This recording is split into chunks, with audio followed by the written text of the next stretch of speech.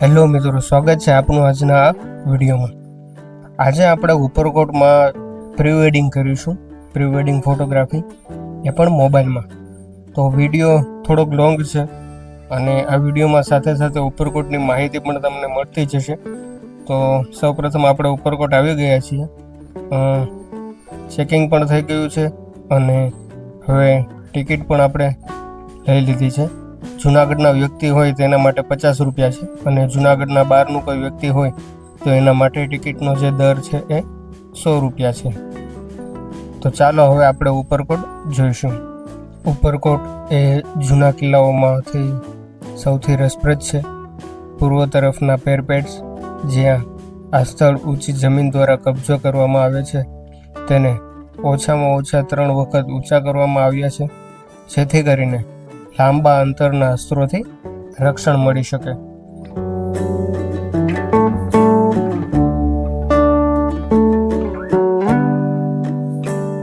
સૌપ્રથમ આપણે નીલમ તોપ પાસે ફોટોગ્રાફી કરીશું।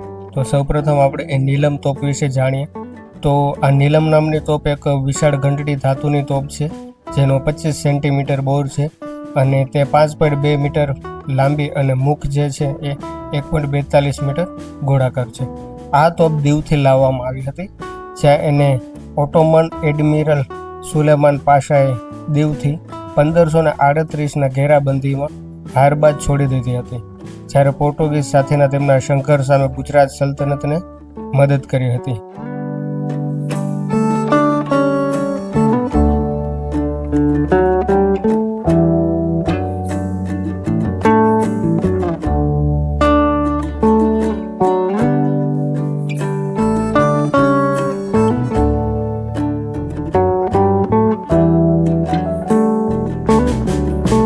તોપ પાસે ફોટોગ્રાફી કર્યા બાદ અમે જે મસ્જિદ છે, મહેલ છે, ત્યાં ફોટો ક્લિક કરતા હતા।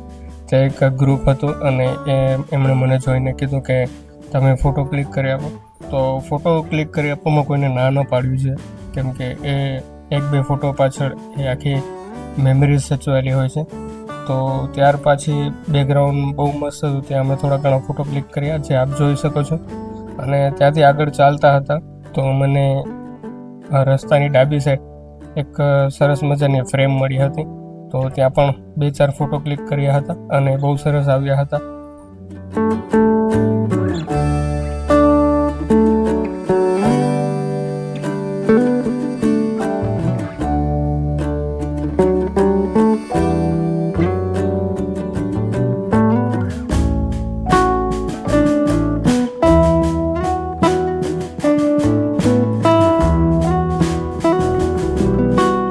જે જુમ્મા મસ્જિદ છે, જે ત્યારે રાખેંગારનો મહેલ પણ એમને કહે છે, તો એની ત્યાંથી ફોટોગ્રાફી કરીને આગળ ચાલતા મને એક બહુ સરસ મજાનું લોકેશન જોવા મળ્યું, ત્યાં પણ ઘણા ફોટો ક્લિક કર્યા।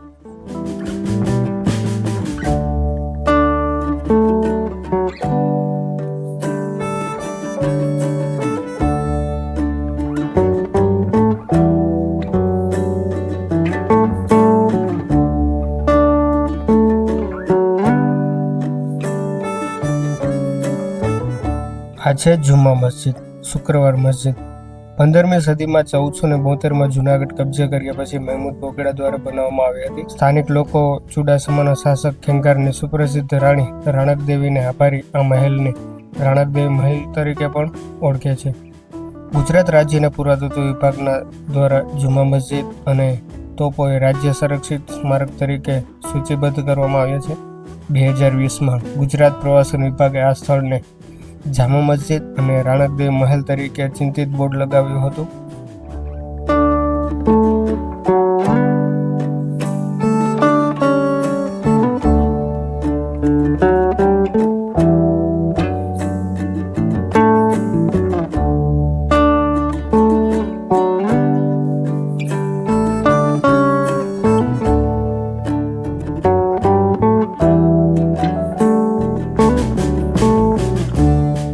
આ મસ્જિદ ઈંટના પ્લેટફોર્મ પર બનેલી છે અને કિલ્લા જેવી દેખાય છે। તેની જાડી દિવાલો મજબૂત છે અને ખૂણામાંથી એક પાતળો સ્તંભ ઊંચો છે।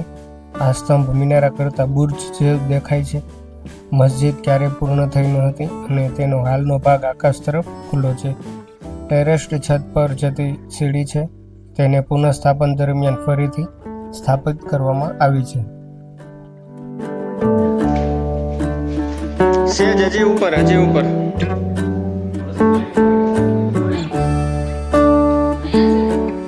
હા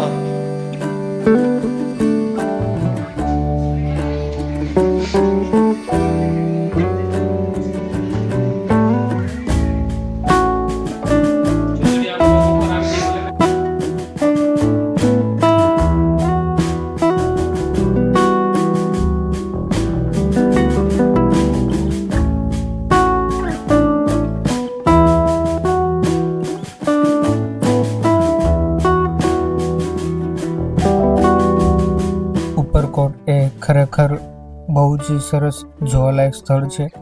તો ઉપરકોટ કિલ્લા સાથે જૂનાગઢના સમૃદ્ધ ઇતિહાસના હૃદયમાં ડૂબકી લગાવો.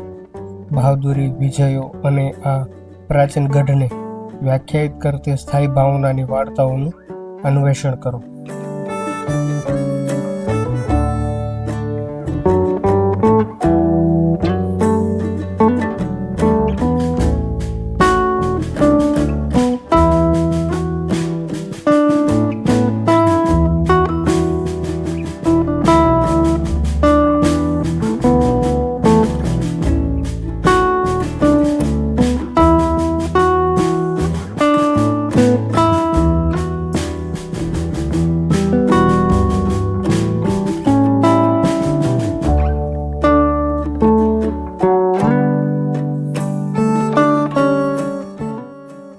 ત્યાં ફોટોગ્રાફી કરી અને અમે આગળ વધ્યા.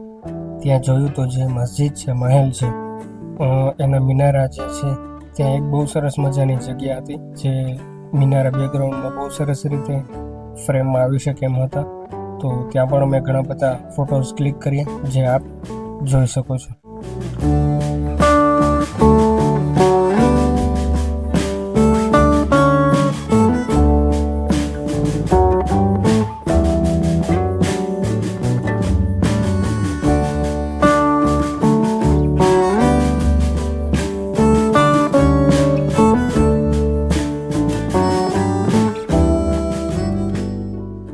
આ કિલ્લાના ઇતિહાસમાં થોડું વધુ નજર કરીએ તો 319 BC બંધાયેલો આ કિલ્લો ચંદ્રગુપ્તનું સ્થાપત્ય હતું, પરંતુ કિલ્લામાં ઘણા લોકો બદલાયા. રચનાના કેટલાક ભાગોમાં વિવિધ શાસકોના અવશેષો પણ જોઈ શકાય છે. ઉદાહરણ તરીકે દરવાજાની ઉપરના કિલ્લા પર 1450નો મંડલિક ત્રીજાનો શિલાલેખ પણ આવેલો છે.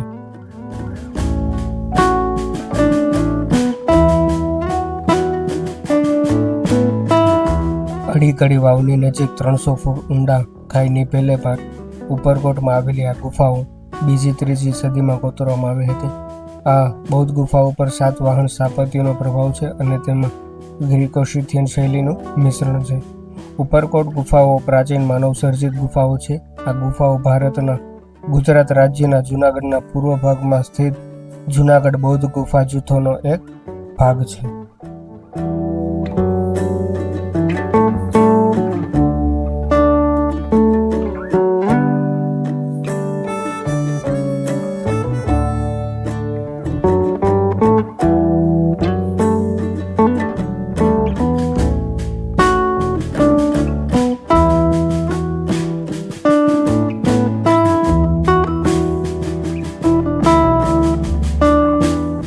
ઉપરકોટમાં 2 કૂવાઓ આવેલા છે, જેમાંનું એક છે અડીકડી વાવ, જે પ્રાચીન સમયમાં ચુડાસમા શાસકોની દાસીઓ દ્વારા બનાવવામાં આવ્યો હોવાનું કહેવાય છે.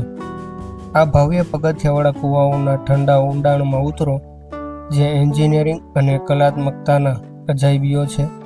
તેમની દિવાલો પરના જટિલ ભૌમિતિક પેટર્ન અને જટિલ કોતરની વાર્તાઓ અને સમુદાય જીવંત કરે છે.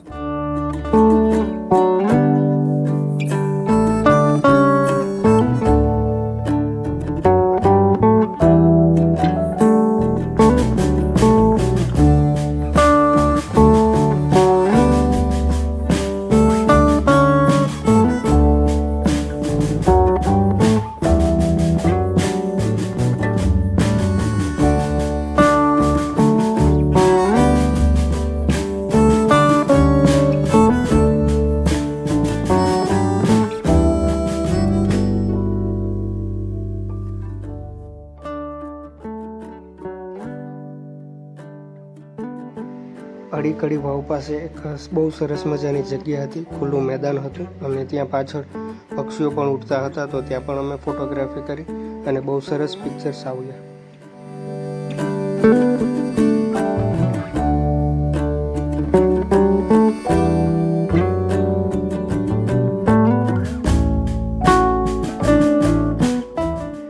તો ફાઇનલી ઘણા બધા ફોટોઝ ક્લિક થઈ ગયા અને આપણું પ્રી વેડિંગ ફોટોગ્રાફી અહીંયા પૂરી થઈ ગઈ છે.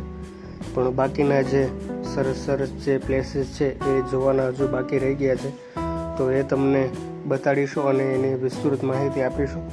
તો હવે આપણે જઈએ છીએ નવઘણ કૂવા પાસે.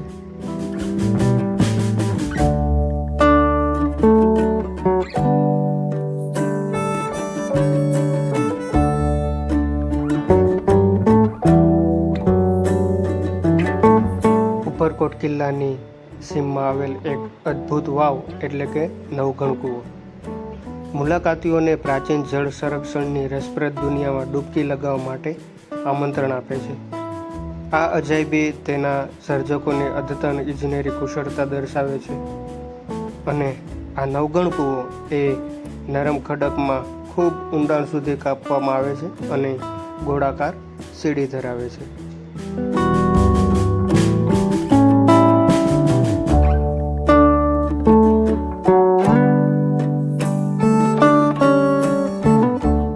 હવે આપણે જે જગ્યા જોશું એ અનાજના ભંડાર તરીકે ઓળખવામાં આવે છે. ઉપરકોટ કિલ્લાની મજબૂત દિવાલોની અંદર આવેલ અનાજના ભંડાર અથવા તો તેને અનાજનો ભંડાર પણ કહેવામાં આવે છે. પ્રાચીન સંસ્કૃતિઓની વ્યૂહાત્મક દૂરંદેશોનો આ એકમાત્ર પુરાવો છે. આનો જે ઉપયોગ છે એ માત્ર ને માત્ર અનાજને સ્ટોર કરવામાં આવતો હતો.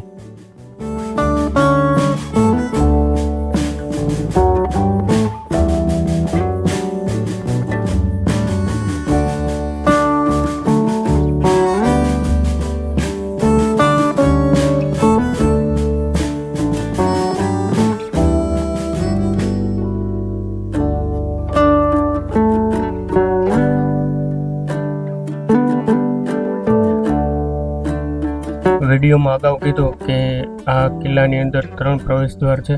આંતરિક પ્રવેશ દ્વાર જેમાંનો એક છે તોરણનો એક સુંદર નમૂનો પાછળથી ઇન્ડો સારાસૈનિક કાર્ય દ્વારા ટોચ પર બનાવવામાં આવે છે, જે આ પ્રવેશ દ્વાર છે.